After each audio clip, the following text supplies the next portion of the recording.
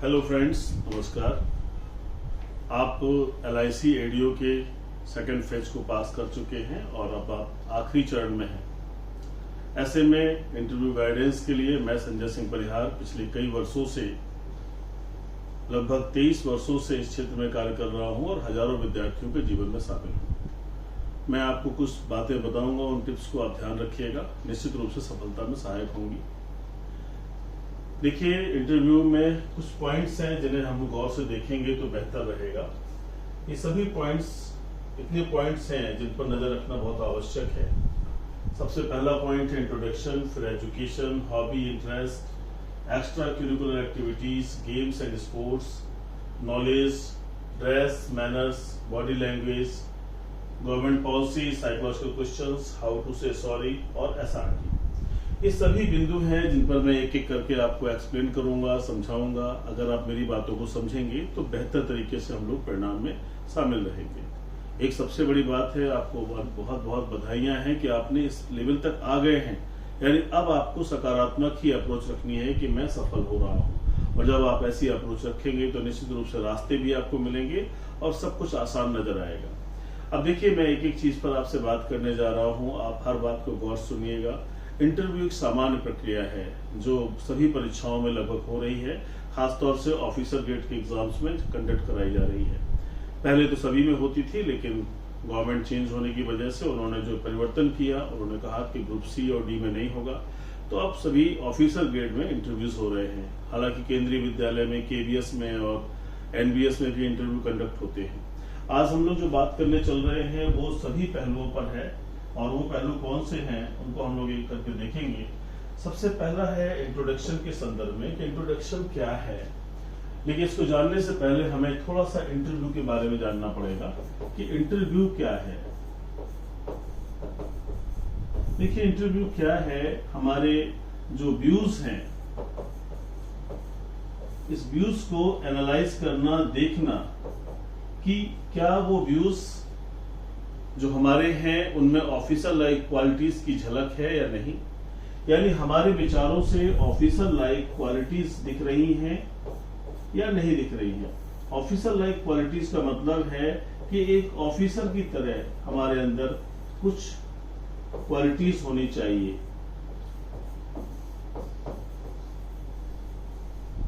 ध्यान दीजिएगा इन बातों को, ये क्वालिटीज हमारे अंदर होनी चाहिए।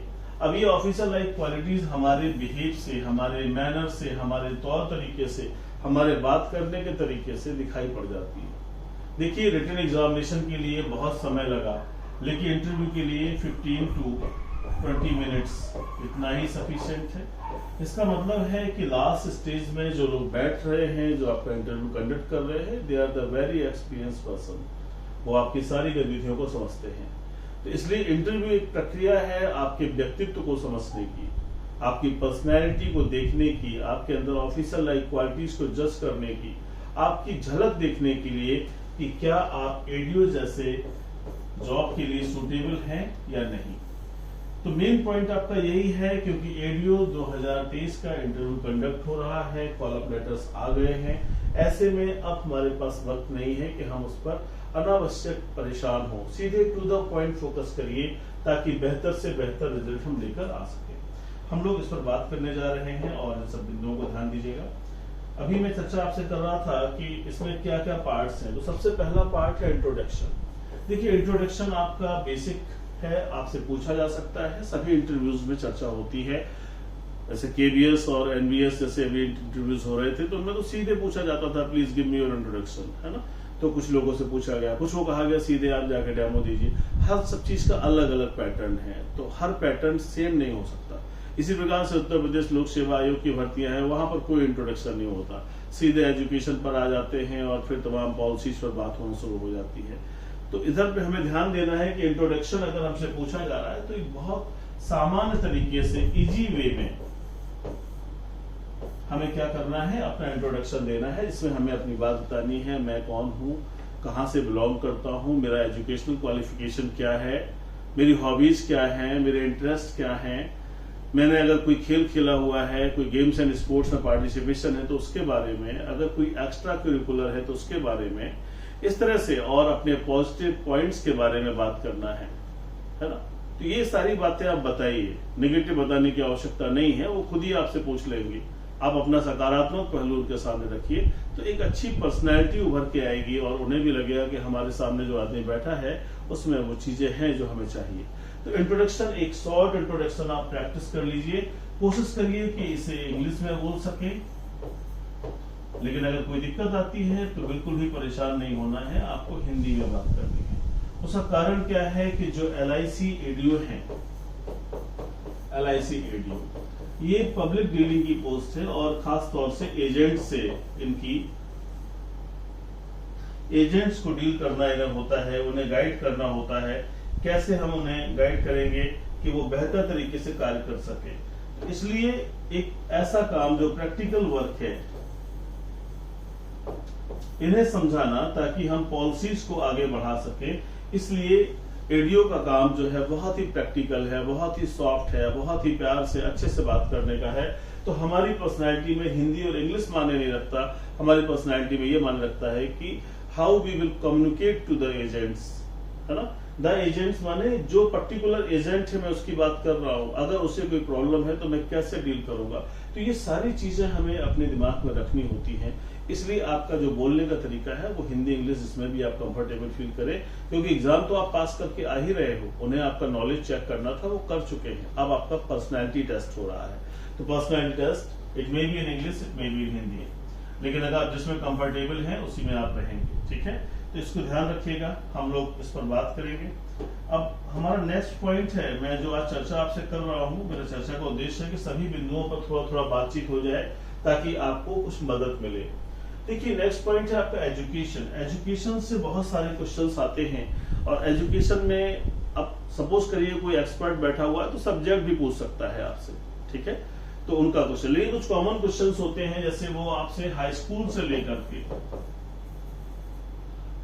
से लेकर क्या करते हैं कि लास्ट क्वालिफिकेशन, जो लास्ट आपकी क्वालिफिकेशन है, यहां ध्यान रखिएगा,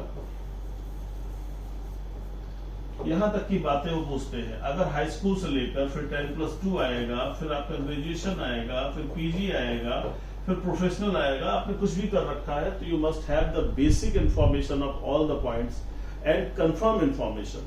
आपने कब किया है वो ईयर आपके पास होना चाहिए, आपने कौन सी डिवीजन में किया है तो आपके डिवीजन होना चाहिए, क्या परसेंटेज आपके रहे हैं आपको परसेंटेज पता होना चाहिए, कहां से किया है वो प्लेस आपको पता होना चाहिए। ये सभी बहुत बेसिक बातें हैं, हर क्लास की आपको दिमाग में रखनी चाहिए ताकि जब आपसे बोर्ड पूछे तो आप बहुत अच्छे से एक्सप्लेन कर सके, ना कि शॉर्टकट अपनाएं।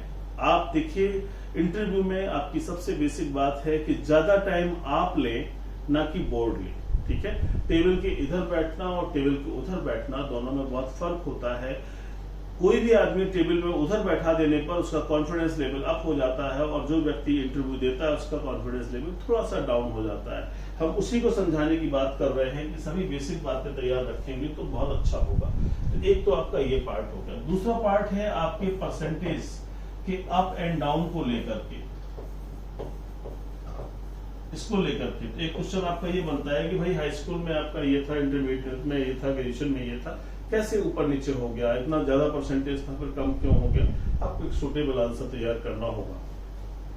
फिर आपका दूसरा क्वेश्चन होता है गैप ईयर को लेकर के। गैप ईयर का मतलब होता है कि दो तरह के गैप होते हैं, एक तो पढ़ाई के बीच में हो जाता है, बीच का मतलब होता है इन बिटवीन, जो बीच में है, और एक होता है आफ्टर द लास्ट क्वालिफिकेशन। यानी आपकी पढ़ाई के बीच में हो सकता है किसी वर्ष में कोई कैंडिडेट फेल हो गया हो, या हो सकता है बीमार हो गया हो, या किन्हीं कारणों से परीक्षाएं ना दे पाया हो, या हो सकता है कि इंजीनियरिंग या मेडिकल की प्रिपरेशन कर रहा हो, तो गैप हो जाते हैं। जो गैप हुए हैं उसे जस्टिफाई करना पड़ता है, बताना पड़ता है कैसे हुआ है, क्या हुआ है, उसे आप तैयार कर लीजिएगा। और आफ्टर द लास्ट क्वालिफिकेशन, यानी अगर आपने 2019 में आखिरी पढ़ाई पढ़ी और उसके बाद से आप क्या कर रहे हैं ये पूछा जाए तो इसका आंसर तैयार करना होगा कि प्रिपरेशन कर रहे हैं या क्या कर रहे हैं, या कोई जॉब ही कर रहे हैं, तो आपको बताना पड़ेगा। तो ये डिटेल आपको देनी पड़ेगी, ठीक है, ये आपके एजुकेशन पे था। इसके अलावा जो थर्ड क्वेश्चन आपका होता है वो सब्जेक्ट के नॉलेज को लेकर के है। हालांकि मैं अभी नॉलेज वाले पॉइंट पर भी इस पर चर्चा करूंगा। सब्जेक्ट के नॉलेज को लेकर के है।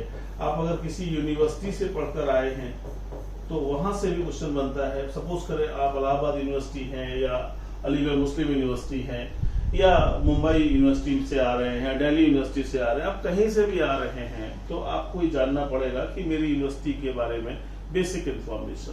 कैलकाटा यूनिवर्सिटी है, बहुत फेमस यूनिवर्सिटी, तो अगर आपको उनके बारे में है तो वहां पर क्या पूछ सकते हैं, आपसे पूछ सकते हैं भाई आपकी यूनिवर्सिटी का लोगो क्या है ना, आपसे पूछ सकते हैं उसका मोटो क्या है ना। तो जैसे यूनिवर्सिटी ऑफ इलाहाबाद है, यहाँ का लोगो क्या है, बरगद का वृक्ष है और उसके चारों तरफ लिखा हुआ है लैटिन में क्वेट रेमिटॉट आर्बोरस, as many branches as many trees.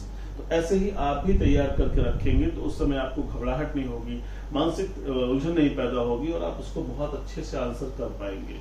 तो प्यारे भाइयों, इन बातों को ध्यान रखिएगा। देखिए सभी चीजें क्लासरूम के पार्ट्स हैं, इन्हें एक एक करके हम लोग समझते हैं तो भविष्य में कभी दिक्कत नहीं आती। एक प्रिपरेशन है, एक माइंड सेटअप है पूरी चीजों का। फिलहाल जो भी हम आपको बता सकते हैं उन बातों को जरूर ध्यान दीजिए ताकि हमसे गलतियां ना हो और हम उन बातों का सहारा लेकर आगे बढ़ सके। ठीक है, तो ये सारे पॉइंट्स आप ध्यान रखेंगे तो बहुत बेहतर होगा। हम लोग आगे बात कर रहे हैं तो ये आपके क्वेश्चंस हैं, जैसे गैप ईयर को लेकर के क्वेश्चन आपके आया, परसेंटेज के अप एंड डाउन को लेकर क्वेश्चन आया। एक क्वेश्चन और आपके सामने आता है, वो है आपका स्ट्रीम चेंज। स्ट्रीम चेंज का मतलब होता है कि जैसे आपने कोई विषय बदल दिया, ध्यान दीजिएगा, स्ट्रीम चेंज यानी सब्जेक्ट आपने बदल दिया। तो अब इस सब्जेक्ट को आपने ग्रेजुएशन में आपने कुछ ले लिया, इंटरमीडिएट साइंस से थे आप और इसके बाद आपने आर्ट्स ले लिया या कॉमर्स में चले गए, तो ये क्यों किया आपने? तो एक क्वेश्चन आपके सामने बनता है, ग्रेजुएशन आपने बीएससी की बाद में एमए कर लिया, तो ऐसा क्यों किया?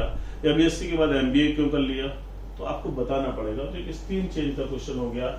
कि इस तरह के 4 क्वेश्चन आपके सामने हर हाल में आप आ जाते हैं, इन्हें जरूर तैयार करना चाहिए। तो एजुकेशन से क्वेश्चन रहेंगे आपके, क्योंकि आपकी पर्सनैलिटी है, आप उसी के आधार पर आ रहे हैं, इसलिए आपको जानना जरूरी है। तो ये ध्यान रखिएगा।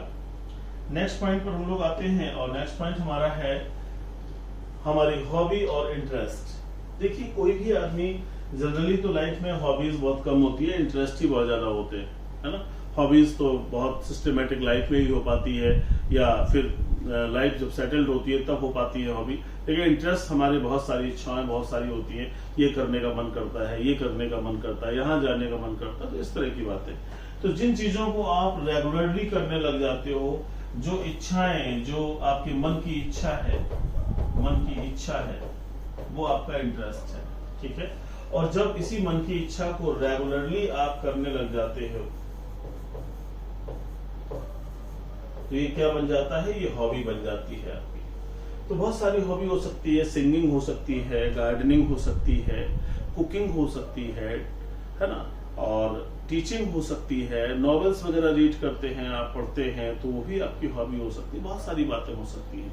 तो अगर आपका कुछ ऐसा है तो उस विषय के बारे में बेसिक इंफॉर्मेशन हमेशा होनी चाहिए, यानी बिल्कुल जीरो लेवल से लेकर टॉप लेवल तक आपको पता होना चाहिए उसके बारे में। और वो बातें कैसे हो, एक्सप्लेन भी आप कर सके। ऐसा ना हो कि खाली हम जानते ही हैं और हम उस चीज को बता नहीं पा रहे, तो इसको भी ध्यान रखिएगा। तो अगर आप जो हॉबी बताएंगे उसकी पूरी जानकारी होना चाहिए और जीरो लेवल से होना चाहिए, ठीक है। तो एक पार्ट ये भी आपका रहेगा, इसे भी आपको ध्यान रखना है। हम नेक्स्ट पॉइंट पर आ रहे हैं और नेक्स्ट पॉइंट हमारा क्या है, इसे ध्यान दीजिएगा। देखिए नेक्स्ट पॉइंट है हमारा एक्स्ट्रा करिकुलर एक्टिविटीज। हमने बात किया ऐसे कार्य जो हमारी पढ़ाई नहीं है, हमारी हॉबी नहीं है, हमारे खेलकूद नहीं है ना, गेम्स नहीं है, उसके बाद भी जीवन के बहुत सारे काम होते हैं। मान लो आप किसी सामाजिक कार्य में जुड़े रहे, सामाजिक कार्य, सोशल एक्टिविटी में आप जुड़े रहे, है ना, कोई अभियान में जुड़ गए आप, तो वो अभियान, यानी जो भी चीजें हैं, अगर आप किसी ड्रामा में पार्टिसिपेट करते हैं तो वो सारी चीजें आपकी, है ना। ऐसी एक्टिविटी, अगर आप एनसीसी वगैरह कर रहे थे तो वो भी आपका इसी में आएगा, एनएसएस आपने किया है तो वो भी आप इसी में डाल सकते हैं। तो एक्स्ट्रा करिकुलर में है ये सारी बातें, इन्हें आप एक्सप्लेन करेंगे जो भी आपने किया है, जो भी सर्टिफिकेट है। देखिए प्रमाण पत्र यानी सर्टिफिकेट बहुत आवश्यक है, बिना प्रमाण पत्र वाली कोई बात इंपॉर्टेंट नहीं होती है ना। ये हम कहते रहे कि हाँ हम ये महान काम करके आए हैं, it will not be justified, आपको उससे बताना पड़ेगा। तो ये बहुत इंपॉर्टेंट पार्ट है, इसे जरूर ध्यान रखिएगा, ठीक है। तो यहाँ पर हमने आपको ये बताया एक्स्ट्रा करिकुलर एक्टिविटी के बारे में, इसे आपको तैयार करना है। अब अगला पॉइंट है आपका गेम्स एंड स्पोर्ट्स। अगर आप किसी भी लेवल के खिलाड़ी हैं, अगर आप स्टेट लेवल के हैं, तो आपके पास में सर्टिफिकेट होंगे, या आप नेशनल लेवल के हैं तो नेशनल लेवल की चीजें आपके पास में होंगी, तो वो सर्टिफिकेट्स रिक्वायर्ड हैं। विदाउट सर्टिफिकेट कुछ नहीं होने वाला है। तो अगर आप किसी गेम्स में रहे हैं, किसी खेलकूद में आपने बड़ा काम किया है, आपने ऊंचाइयां प्राप्त की हैं, तो आप उसे जरूर बताइए। बोर्ड को बहुत अच्छा लगता है, क्योंकि बोर्ड ये चाहता है कि हमारे यहाँ वर्सेटाइल पर्सनालिटी के लोग आए, एक बहुत डेवलप, बहुत कॉन्फिडेंट लोग आए, ताकि हमारा ऑर्गेनाइजेशन आगे बढ़े, ठीक है। तो ये इस चीज को ध्यान रखना है। तो इस तरह से हम लोग इसे कर सकते हैं। अब जो मैंने आपसे चर्चा किया था कि हम नॉलेज की बात कर रहे थे, तो नॉलेज कई एंगल से हमें देखना होता है। जैसे एक तो हमारा जो सब्जेक्ट का नॉलेज है, सब्जेक्ट यानी इसका मतलब हमने ग्रेजुएशन में, पीजी में जो पढ़ रखे हैं वो नॉलेज, तो वो क्वेश्चन एक आपके सामने आ सकता है, वो 100% आपसे बात कर सकते हैं कि भाई ये बताइए कुछ थोड़ा सा, तो आपको बताना पड़ेगा। दूसरा नॉलेज होता है आपका सोशल इश्यूज। सोशल इश्यूज जो नेशनल और इंटरनेशनल इंपॉर्टेंस के हैं, और इंटरनेशनल, ध्यान दीजिएगा। तो ऐसे जो भी इश्यूज हैं, जो घटनाक्रम चल रहा है देश में, लेटेस्ट बातें बहुत सारी आ जाती हैं, तत्काल में जो मुद्दे चल रहे हैं, घटनाएं घट रही हैं, जैसे अभी बालासोर की घटना घट गई, कितना दुखद रहा। तो ऐसी घटनाएं भी क्वेश्चन में पूछी जाती हैं, इंटरव्यू का पार्ट हो जाती है कि भाई क्या हुआ, कैसे हुआ, क्या जानकारी है आपकी, तो आपको बताना पड़ेगा। इसी को हम सामान्य अर्थों में कह सकते हैं करंट अफेयर। इसको भी आपको थोड़ा सा देखना होगा, लेटेस्ट कौन कौन से घटनाक्रम है। और मैं इस पर आने वाले समय में आपको कुछ एक और छोटा सा वीडियो आपके पास लाऊंगा, इसमें आप इन सारी चीजों को देख सकते हैं। इसके बाद में इंफॉर्मेशन अबाउट LIC। अब LIC कोई इंफॉर्मेशन आपके पास होनी चाहिए, है ना। अब LIC के लिए बेसिक से शुरू करना है। इसका सबसे अच्छा तरीका है कि आप इसकी वेबसाइट में चले जाइए और वेबसाइट से सारी बातों को कलेक्ट कर लीजिए, ठीक है। इसका लोगो क्या है, इसका मोटो क्या है, ये कब इस्टेब्लिश हुआ, इसके ऑफिसेस क्या हैं, है ना, इसका जो चीफ है वो कौन है ना। इस तरह की बेसिक इंफॉर्मेशन बिल्कुल कलेक्ट कर लीजिए। इसके साथ ही साथ LIC की पॉलिसी के बारे में भी आपको पता होना चाहिए, कौन कौन सी पॉलिसीज इसकी चल रही हैं, है ना। इन पॉलिसीज की जब बात करेंगे तो आपको इसे कई क्राइटेरिया में देखना होगा। बच्चों के लिए कौन सी पॉलिसी है, महिलाओं के लिए कौन सी पॉलिसी है, फिर वृद्धों के लिए कौन सी है ना, लाभ से जुड़ी हुई कौन सी पॉलिसी है ना, हेल्थ से जुड़ी हुई कौन सी पॉलिसी है। इस तरह से बहुत सारी चीजों को आपको देखना पड़ेगा ताकि आप थोड़ा सा नजर डाल सके कि भाई क्या क्या हो रहा है। क्योंकि LIC जो है लाइफ इंश्योरेंस के क्षेत्र में कार्य कर रही है, तो ये एक पार्ट हो गया। लेकिन अब यहाँ पर विषय है आपका इंश्योरेंस। इंश्योरेंस के बारे में आपको ध्यान देना होगा कि लाइफ भी देखना है और आपको जनरल भी देखना है, दोनों के बारे में बात करनी चाहिए। क्योंकि इंटरव्यू में क्वेश्चन पुटअप हो सकता है, आपसे कुछ ही पूछ सकते हैं। कौन कौन सी इंश्योरेंस सेक्टर में कंपनियां कार्य कर रही हैं, इनके बारे में जानकारी होना चाहिए, ठीक है। कौन कौन सी, इसमें कौन सी कंपनियां कार्य कर रही हैं, इसके बारे में जानकारी होना चाहिए। कौन कौन से ज्वाइंट कोलैबोरेशन पे काम कर रही हैं, है ना, कौन कंपटीशन अच्छा दे रही है, इन सब के बारे में। फिर इसके साथ साथ जो है मैंने आपको बताया कि सभी की अलग अलग कैटेगरी में जानकारी होनी चाहिए। तो एक बड़ा सब्जेक्ट है ये, और इसमें बहुत सारी बातें आपके सामने घूम फिर कर आने वाली है, इसलिए आपका एक एक पार्ट पर थोड़ा सा सामंजस्य होना चाहिए। हालांकि मैं अपने माध्यम से जो बातें आप तक पहुंचा सकता हूं, उम्मीद करता हूं कि आपको समझ में भी आ रही होंगी और आप बेहतर करेंगे। जो लोग मेरे आसपास हैं वो उससे परामर्श भी कर सकते हैं, और बाकी मैं आपको ऑनलाइन और ऑफलाइन जो सपोर्ट कर सकता हूं मैं करूंगा। मिशन इंस्टीट्यूट प्रयागराज के नाम से हमारा गूगल प्ले स्टोर पर एप्लीकेशन है, जहां पर इंटरव्यू संबंधित आपको कक्षाएं भी मिलेंगी, जहां पर ऑनलाइन क्लासेस भी अवेलेबल होते हैं, जहां पर आपसे हमारी वार्तालाप भी हो सकती है। और अगर कोई चीज आप पूछना चाहते हैं तो मेरा व्हाट्सएप नंबर रहेगा, उस पर भी आप जुड़ सकते हैं। तो मैं उसे भी आपको भी थोड़ी देर में दे दूंगा, तो उसे आप देख लीजिएगा। कोई बात करना चाहते हैं, कुछ पूछना चाहते हैं, तो आप कहीं से भी हैं, आप उसे बताइए। मैं निश्चित रूप से उसका एक सही जवाब देने का प्रयास करूंगा जो आपके लिए हेल्पफुल रहेगा। तो ये नॉलेज से जुड़ी हुई बातें थी जिस पर मैंने आपसे चर्चा की। अब हम लोग अगले चरण में चलते हैं, और अगला चरण क्या है? Dressing sense.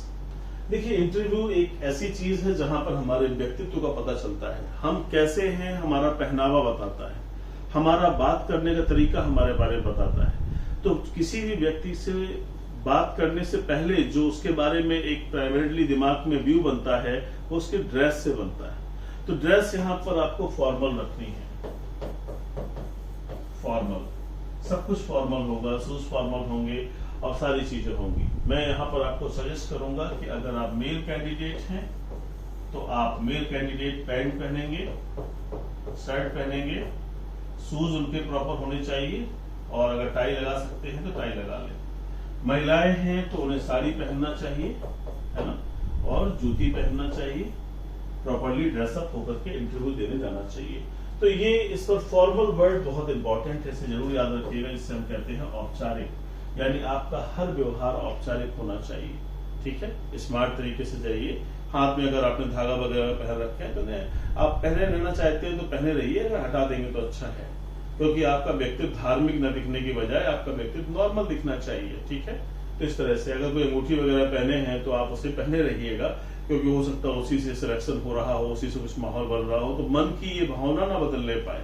अगर वो आपसे पूछते हैं भाई अंगूठी पहने हुए, तो बोल दीजिए मेरे पिताजी ने पहनाया है या मेरी माँ ने पहनाया है, सर मुझे बहुत नहीं पता है, पिताजी ने बोल दिया था इसलिए मैंने इसे पहन लिया। ऐसे भी कह के आप बातों से अपने जवाब दे सकते हैं। तो ड्रेस आपके बारे में सबसे पहले आपका व्यक्तित्व बताती है, सबसे पहले। तो ये प्रॉपर होना चाहिए और फॉर्मल होना चाहिए। ठीक है, ये मैंने आपको बता दिया है, जरूर याद रखिएगा। अब देखिए, मैंने दूसरी बात की थी, ड्रेस के बाद तुरंत इंपॉर्टेंट बात है आपके मैनर्स, आपके तौर तरीके, है ना।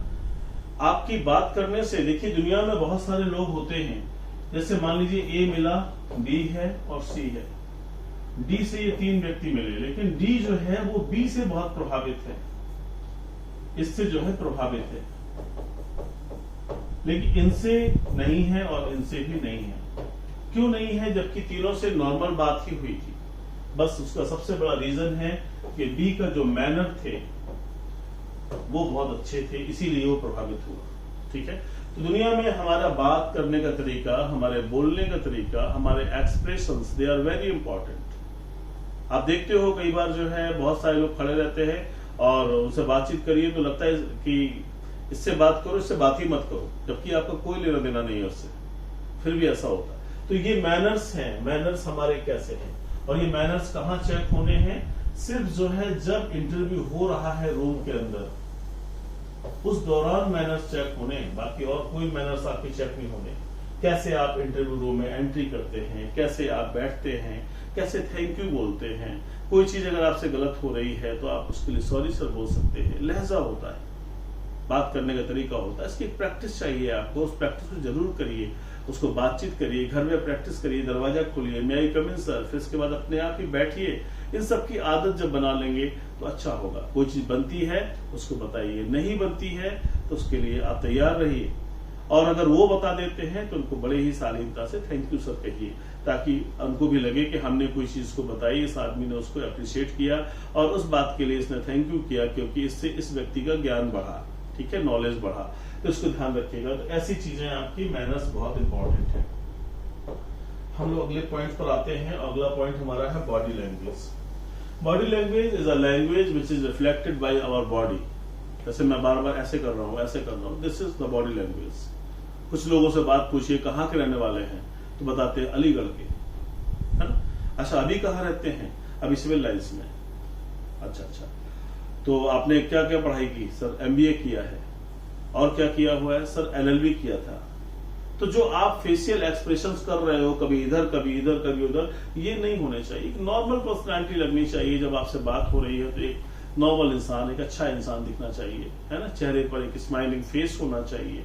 कुछ बेसिक पॉइंट्स हैं जिन पर हम लोग बात कर रहे हैं, कुछ प्रिंसिपल्स हैं, इनमें मैंने काफी शोध किया, बहुत अध्ययन किया कई वर्षों से, कैसे पर्सनालिटी को डेवलप किया जाए। टाइम कम होता है इंटरव्यू में, लेकिन कितनी बातें हम सिखा दें विद्यार्थी को ताकि वो बेहतर तरीके से जाके प्रेजेंटेशन कर सके और मार्क्स बढ़ा सके। अगर हमारे गाइड करने से, हमारे बताने से अगर उसका 5 नंबर भी बढ़ गया, 2 नंबर भी बढ़ गया, अगर उस 1 नंबर 2 नंबर से सिलेक्ट हो गया तो सारी पढ़ाई सार्थक हो गई। और अगर उस 1-2 नंबर से रह गया तो सब कुछ पढ़ना बेकार हो गया। तो एक प्रयास होता है कि गाइडेंस के माध्यम से कार्य करें, उसे समझाएं।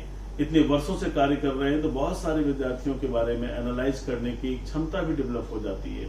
बात करते करते महसूस हो जाता है देखो इसमें कमियां हैं, इसको ऐसे करना है। तो इसी तरह से आपकी जो पर्सनैलिटी है, जो बॉडी लैंग्वेज है, ये एक नॉर्मल होनी चाहिए और ये प्रैक्टिस का पार्ट है। इसको हमें धीरे धीरे करके प्रैक्टिकली अपने दिमाग में रखना होगा कि हम सही से बात करें, हमारा एक्सप्रेशन प्रॉपर हो तो अपने आप सही हो जाएगा।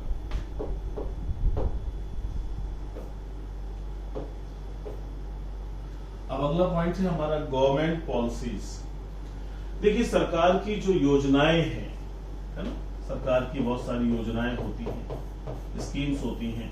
उन योजनाओं के संदर्भ में क्या है आपका व्यू, क्या है आपका विचार, क्या है। बेसिकली ये क्वेश्चन जो है यूपीएससी में और पब्लिक सर्विस कमीशन में ज्यादा पूछा जाता है, लेकिन जहां ऑफिसर शब्द लग जाएगा, जैसे IBPS PO है, IBPS PO है, वहां पूछेंगे। अब तो क्लर्क में भी पूछ रहे हैं, है ना। इसी प्रकार से हम देखेंगे तो यूपीएससी के जो इंटरव्यूज होते हैं वहां जनरली पूछा जाता है, और पब्लिक सर्विस कमीशन के जो इंटरव्यूज होते हैं वहां भी पूछा जाता है।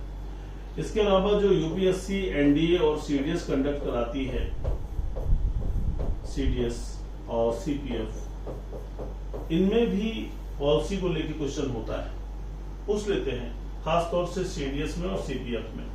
इनमें जरूर पूछा जाता है कि ये कौन सी क्या चल रहा है, इसमें कैसे है, बताइए आपको क्या लगता है। तो जानकारी भी हो जाती है, उससे नॉलेज भी मालूम चल जाता है और साथ में उस व्यक्ति की उस पॉइंट पर क्या व्यू है ये भी मालूम चल जाता है। ठीक है, तो ये पॉलिसीज जो है इनके कुछ बेसिक पॉइंट्स हैं जिन्हें जरूर ध्यान रखना चाहिए। हम ऐसी कोई बात ना करें जिससे हमारा देश है उसकी जो मूल विचारधारा उससे कोई परिवर्तन नजर आए। हमारा देश एक सेकुलर देश है, इस पर कोई फर्क नहीं पड़ना चाहिए। हमारे स्टेटमेंट ऐसे ना हो जिससे हम सेकुलरिज्म के खिलाफ बात कर रहे हो। आजकल बहुत सारे मुद्दे चल रहे हैं, धार्मिक मुद्दे चल रहे हैं, ऐसा कोई बात ना हम करें जिससे हमारा ये अप्रोच निकल करके आए। क्योंकि हम LIC विभाग में जा रहे हैं, हम LIC ऑर्गेनाइजेशन का हिस्सा बनने जा रहे हैं, तो वहां तो सभी धर्मों के लोग काम कर रहे हैं। लाइफ इंश्योरेंस है, ये रिलीजन के संदर्भ में इंश्योरेंस नहीं कर रहा है, जाति के संदर्भ में इंश्योरेंस नहीं कर रहा है, ये व्यक्ति के संदर्भ में इंश्योरेंस कर रहा है। इसलिए हमारी सोच जो है थोड़ी सी ब्रॉड होनी चाहिए, है ना। अयम निजा पुरोवेति गणना लघु चेतसम उदार चड्डा नाम तू वसुधैव कुटुंबकम। हमारी सोच होनी चाहिए कि पूरी दुनिया ही हमारा परिवार है, हम बेहतर उसका आंसर कर पाएंगे, है ना। LIC के मोटो में देखिए हाथ बने हैं, बीच में एक दीपक है, संरक्षण है ना। माम एकम शरणम व्रज, तो एक सोच है कहीं ना कहीं। तो इस तरह की बात को आप ध्यान रखेंगे तो इसका बेहतर आंसर आपके सामने आ सकेगा। कैंडिडेट्स, अगला क्वेश्चन है साइकोलॉजिकल। देखिए साइकोलॉजिकल क्वेश्चंस का मतलब है कि अब एक्चुअल तो साइकोलॉजी चेक कर पाना इंटरव्यू में थोड़ा सा कठिन है, लेकिन कुछ बेसिक पॉइंट्स पर चेक कर लेते हैं और कुछ बेसिक क्वेश्चंस हैं, है ना, जिससे पता चल जाता है कि आपकी पर्सनालिटी क्या है। एक तो क्वेश्चन सबसे पूछा जाएगा कि why are you interested to join LIC as an ADO? Why are you interested? This is a very basic question. आप बताएंगे why should I select you? Select you. हम आपको select क्यों करें? What do you feel you would be selected here? इस तरह के questions. What are your positive points? What are your negative points? ये सब क्वेश्चन. यानी यहां पर लगभग आपके सामने 20 से अधिक क्वेश्चन ऐसे बनते हैं जो आपकी पर्सनालिटी से रिलेटेड हैं. और इसी में क्वेश्चन आपका बन जाता है कि कैसे आप एजेंट्स को समझाएंगे कि पॉलिसीज को जन सामान तक पहुंचाएं, ज्यादा से ज्यादा लोगों को जोड़ें, क्योंकि जितने ज्यादा कस्टमर उतना ज्यादा व्यवसाय बढ़ा. तो कैसे करेंगे, क्या टेक्निक होगी, कैसे हम उन्हें समझाएंगे, ये क्वेश्चन ये बहुत इंपॉर्टेंट है. हर बार एडीओ के इंटरव्यू में पूछा जाता है. इतने सालों से इतने एडीओ विद्यार्थी सफल हुए और सभी जगह पोस्टेड हैं. ये हर बार का कॉमन क्वेश्चन है, इसको जरूर याद रखिए. तो इस तरह के मनोवैज्ञानिक प्रश्न आपके सामने आते हैं जिनका आंसर आपको देना होता है. हम लोग बात कर रहे थे साइकोलॉजिकल क्वेश्चन के बाद. अब एक पॉइंट आपका आता है कि how to say sorry. How to say sorry, एक सॉरी कहना भी एक कला है ना. इसको भी लेकिन बार बार नहीं बोल सकते. इसके लिए हम ये भी कह सकते हैं सर हमें जानकारी नहीं है, या सर हम कंफर्म नहीं है ना. इन शब्दावली का प्रयोग करके भी हम बात कर सकते हैं. सॉरी कहना अगर आपको नहीं आता है, if you don't have the proper answer, तो आप उसको बोर्ड को अनावश्यक की बातें बताने की बजाय उससे आप सॉरी कह सकते हैं. अनावश्यक डिस्कशन करना उचित नहीं है. और ये बात ध्यान रखनी है कि बोर्ड हमें चेक करने के लिए बैठा है, हम उनको चेक करने नहीं बैठे. इसलिए हमारी बातचीत का लहजा बहुत ही विनम्रता पूर्वक हो, पोलाइटली हो, एटिकेट्स और मैनर्स हमारे दिखते रहें. और अगर हमें कुछ नहीं आता है तो उसके लिए हम सॉरी बोल सकते हैं, या हम ये भी कह सकते हैं कि सर हमें रिकॉल नहीं हो रहा है, सॉरी सर मैं ध्यान नहीं आ रहा है, या मैं कंफर्म नहीं हूं. जो भी शब्दावली आपको बेहतर लगती है उसका प्रयोग करके अपनी बात को कह सकते हैं. सॉरी कहने में कोई संकोच नहीं होना चाहिए. अगला पॉइंट है आपके सामने एसआरटी. बेसिकली ये तो एसआरटी डिफेंस का पार्ट है. एनडीए में, सीडीएस में और यूपीएससी के इंटरव्यूज में, आपके पीएससी में, बैंकिंग में, और अभी तो मैंने देखा केबीएस में भी और एनबीएस में भी, इन सब में भी पूछा जाने लगा है. Situation reaction test. Situation reaction test. देखिए, एक सिचुएशन देना कि ऐसी कंडीशन है आपके सामने, फिर आप क्या करेंगे. कोई आदमी पॉलिसी लिया हुआ है और वो किसी बात से भड़क गया है, आप कैसे डील करेंगे उससे. कोई आदमी पॉलिसी लेना ही नहीं चाहता है, उनको रिजेक्ट है, आई विल नॉट टेक.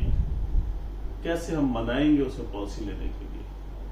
किसी आदमी की पॉलिसी की कोई बात है, उसे क्लेम लेना है, तो हम अपने एजेंट्स को कैसे समझाएंगे कि वो कैसे क्लेम की प्रोसेस को कराएं, क्योंकि कस्टमर ही सब कुछ है. यानी जो व्यक्ति आपकी पॉलिसी में इन्वॉल्व है वो कहीं ना कहीं एक बड़ा व्यक्ति है जो आपसे जुड़ रहा है और इस अपेक्षा के साथ जुड़ रहा है कि आप मेरे साथ खड़े हैं, मेरे बुरे दिन में आप मेरा सहयोग करेंगे. तो एक आंसर आपका प्रॉपर होना चाहिए. तो इस पर भी हम लोगों की चर्चा हो रही है, इसे ध्यान रखिएगा. आप चूंकि इस पहले आपकी जो क्लासेस आ रही हैं या जो चर्चा में कर रहा हूँ, इसमें जितनी बातें आपको बेसिक समझा सकता हूँ उसी पर बातचीत कर रहा हूँ. आने वाले समय में फिर और चीजें आएंगी, इन सबको एक्सप्लेन करेंगी तो ज्यादा बेहतर तरीके से हम लोग समझ पाएंगे. तो एसआरटी के लिए आपको तैयार होना है. यहाँ पर प्रैक्टिकल आंसर देना है, प्रैक्टिकल एंड प्रॉपर आंसर. ये ध्यान रखेंगे तो आपका आंसर अपने आप आ जाएगा. ठीक है.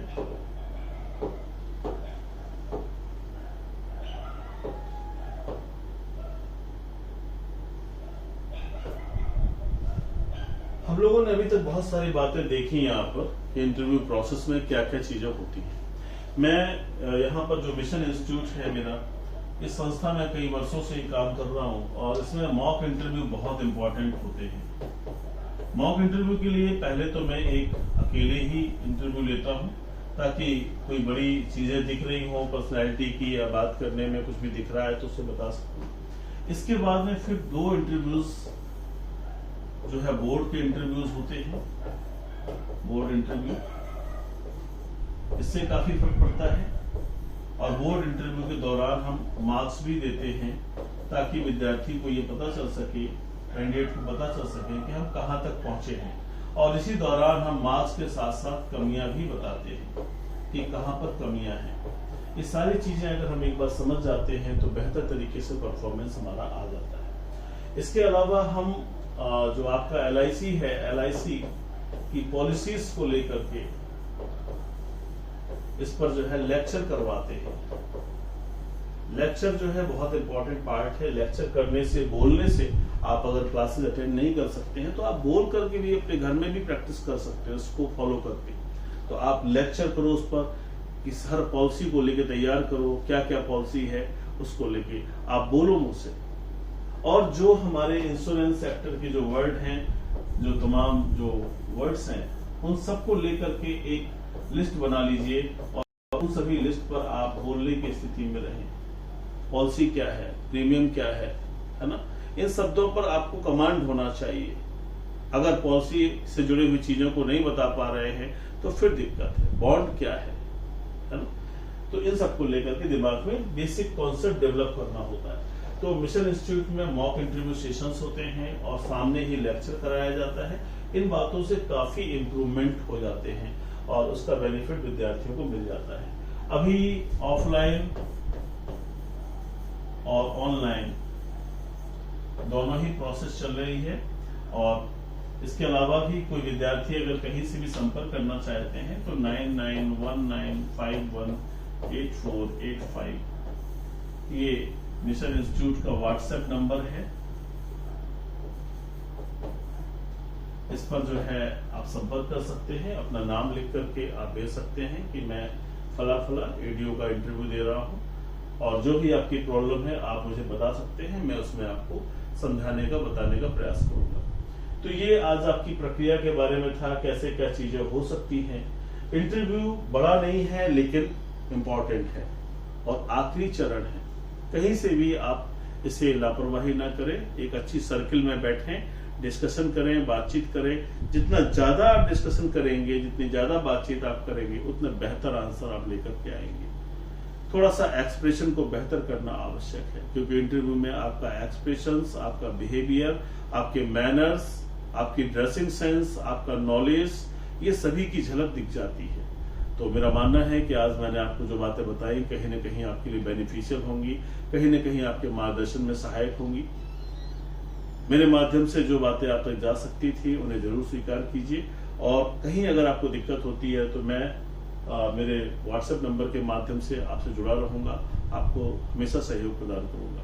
किन्हीं विषयों पर आपको लगता है कि कुछ जानना चाहते हैं, आप मुझे जरूर कमेंट बॉक्स में बताइए ताकि मैं उस पर एक सेपरेट वीडियो बना सकूं या आपको कॉल करके या जिन भी माध्यम से आपसे बात हो सकती है आपको बता सकूं। ठीक है। मिशन इंस्टीट्यूट प्रयागराज के नाम से हमारे सभी जगह चैनल हैं। मिशन इंस्टीट्यूट प्रयागराज, इस नाम से हमारा ऐप भी है गूगल प्ले स्टोर पर। इसी नाम से हमारा टेलीग्राम चैनल है, इसी नाम से हमारा यूट्यूब चैनल है और मिशन इंस्टीट्यूट प्राइवेट लिमिटेड के नाम से हमारा फेसबुक पेज है। आप वहां जुड़ सकते हैं। बहुत सारे इंटरव्यूज विद्यार्थियों के पड़े रहते हैं, जो मॉक इंटरव्यू सेशन उनको देख सकते हैं, उससे भी एक आइडिया आप ले सकते हो कि कैसे हम और बेहतर कर सकते हैं। बाकी मैं आपके साथ खड़ा हूं। ईश्वर करे आपको सद्बुद्धि प्राप्त हो और बेहतर तरीके से जीवन पथ में आगे बढ़ें। बहुत बहुत धन्यवाद। अपना बहुत ध्यान रखें और हर चीज को संजीदगी के साथ लेके चलें ताकि आपका मार्ग प्रशस्त हो सके। जय हिंद।